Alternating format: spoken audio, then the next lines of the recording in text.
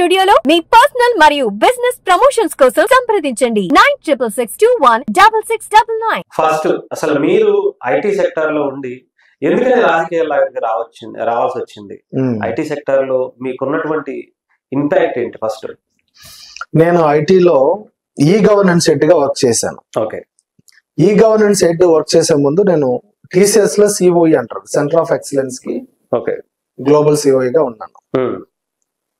Centre of excellence ఏంటంటే TCS లాంటి సంస్థలో ఏదైనా ఒక ప్రాజెక్ట్ కావాలి అనుకున్నప్పుడు ఎక్స్పర్ట్స్ ని తీసుకుంటారు. మాకున్నటువంటి క్రెడెన్షియల్స్, మాకున్నటువంటి సర్టిఫికేషన్స్, మాకున్నటువంటి ఎక్స్పీరియన్స్ అక్కడ ప్రజెంటేషన్స్ లోనో క్లయింట్ కి చూపించడంలోనో ఉపయోగపడుతుంది. కాబట్టి మేము గ్లోబల్ అకౌంట్స్ లో వర్క్ చేశాను. ఓకే.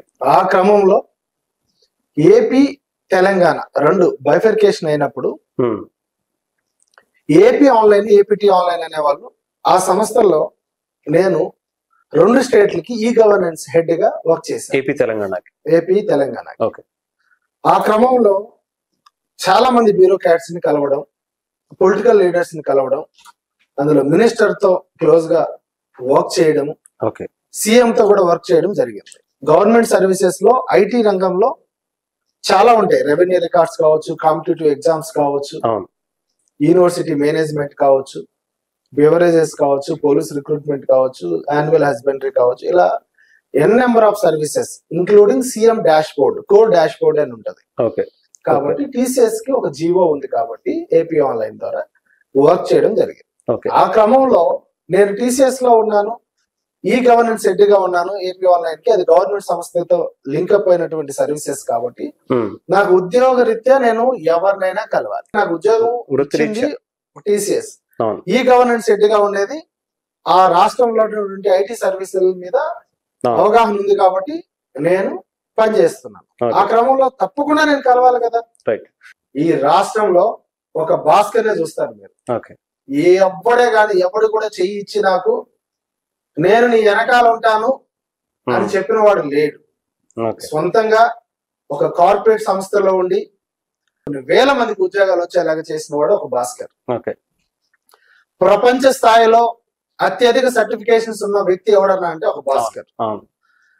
అతి భయంకరంగా నలిగిపోయి ఈ స్థాయిలో ఉన్న వ్యక్తి కూడా భాస్కర్. ఏదో రెడ్ కార్పెట్ వేస్తే భాస్కర్ ఈ స్థాయిలోకి రాలేదు. ఎంతో నేర్చుకున్నాక ఈ సొసైటీలో ఒక భాస్కర్ అనేవాడు ఒక ఈ గవర్నెన్స్ హెడ్ అయ్యాడు. ఎవడో ఎల్లయ్య పుల్లయ్యో చెప్తే ఈ గవర్నెన్స్ హెడ్ గా ఎవరు?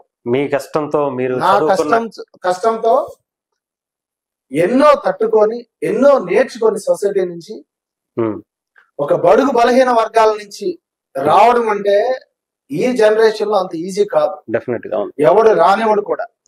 ఒకడు ఎదుగుతున్నాడంటే ఎంతవరకు వీలైనంత వరకు ఆపాలని చూస్తారా తప్ప భాస్కర్ చరిత్రలో ఒకటి దగ్గరికి వంగడం గాని, ఒకటి దగ్గరికి వెళ్ళి చేయి చాపడం గానీ లేదు. వీలైతే సాయం చేశానే తప్ప ఎవరి దగ్గర తీసుకోలేదు. అంటే మీరు వచ్చినప్పుడు ఏమని వచ్చారు అసలు? అలాగే మీరు మీరు మీ ప్రొఫెషన్ ని డిజైన్ కూడా చేసినట్టున్నారు కదా, రెండు పదవులకు కూడా. రెండు స్టేట్ల హెడ్ గా ఉన్నప్పుడు గవర్నమెంట్ సర్వీసెస్ లో మేము వర్క్ చేస్తున్నప్పుడు నాకు ఒక టికెట్ ఇచ్చినప్పుడు నేను ఈ గవర్నమెంట్ సర్వీసెస్ లో ఉన్నప్పుడు ఈ ఐటీ సర్వీసెస్ ని వీళ్ళు ఇలా ఉపయోగించుకోలేదు అంటే గత పార్టీ వైఎస్ఆర్సీపీ అని చెప్పినప్పుడు కొన్ని ప్రాజెక్ట్స్ లో వీళ్ళు నెగ్లెక్ట్ చేశారన్నప్పుడు కోడ్ ఆఫ్ కండక్ట్ ఉంటది కాబట్టి ఆఫీస్ లో అది రూల్. నేను కాదు, ఈవెన్ తో చైర్మన్ అయినా కూడా ఒకటే రూల్ ఉంటుంది. ఒక కంపెనీలో పనిచేసేటప్పుడు ఆ కంపెనీ గురించి మాట్లాడేటప్పుడు, ఆ అకౌంట్ గురించి మాట్లాడేటప్పుడు ఆ సంస్థలో ఉండి మాట్లాడకూడదు అనేది ఒక రూల్. అది బయటకు వెళ్ళో రిజైన్ చేసినప్పుడు చేయాలి.